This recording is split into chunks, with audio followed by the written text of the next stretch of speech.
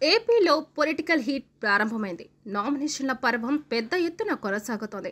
అభ్యర్థులు మంచి ముహూర్తాన నామినేషన్లు దాఖలు చేస్తున్నారు. దీంతో వారి ఆస్తులు, అప్పుల వివరాలు బయటపడుతున్నాయి. కేసుల రూపంలో నేర చరిత్ర సైతం బయట పెట్టాల్సి వస్తుంది. ఈ నెల 25 వరకు నామినేషన్ల ప్రక్రియ కొనసాగనుంది. అయితే ఇప్పటి వరకు నామినేషన్ల దాఖలు చేసిన వారిలో చాలా మంది శ్రీమంతులు ఉన్నారు.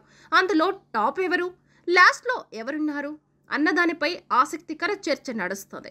ఒకరికి మించి ఒకరి ఆస్తులు బయటపడుతుండటంతో హాట్ టాపిక్గా మారుతుంది. గత 2 రోజులుగా వందలాది మంది నామినేషన్లు దాఖలు చేశారు. ఇందులో ప్రధాన పార్టీ అభ్యర్థులు సైతం ఉన్నారు. ఇప్పటి వరకు నమోదైన నామినేషన్లలో కోవూరు టీడీపీ ఎమ్మెల్యే అభ్యర్థి వేమిరెడ్డి ప్రశాంత్ రెడ్డి అత్యంత సంపన్న అభ్యర్థిగా నిలిచారు. వేమిరెడ్డి ప్రశాంతిరెడ్డి, ప్రభాకర్ రెడ్డి దంపతుల ఉమ్మడి ఆస్తుల విలువ 715.62 కోట్లుగా చూపారు.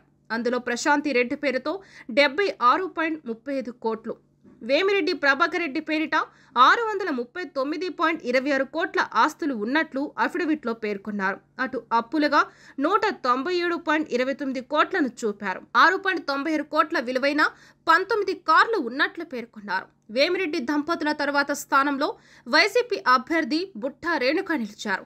ఆమె తన ఆస్తులను 161.21 కోట్లుగా చూపారు. 7.82 కోట్ల అప్పులు ఉన్నాయని చెప్పుకొచ్చారు. శ్రీశైలం వైసీపీ అభ్యర్థి శిల్పా చక్రపాణిరెడ్డి ఆస్తుల విలువ 10 ఏళ్లలో భారీగా పెరిగాయి. ఆయనకు కుటుంబ ఆస్తుల విలువ 131.71 కోట్లుగా పేర్కొన్నారు. 28.24 కోట్లు అప్పులుగా చూపారు. 2014లో 48.89 కోట్ల ఆస్తులను చూపగా 2019లో మాత్రం 37.27 కోట్లుగా పేర్కొన్నారు. అయితే ఈ 5 ఏళ్లలో ఆస్తులు దాదాపు 100 కోట్లు పెరగడం హాట్ టాపిక్గా మారింది. నందమూరి బాలకృష్ణ ఆస్తులు, అప్పుల వివరాలు కూడా బయటకు వచ్చాయి.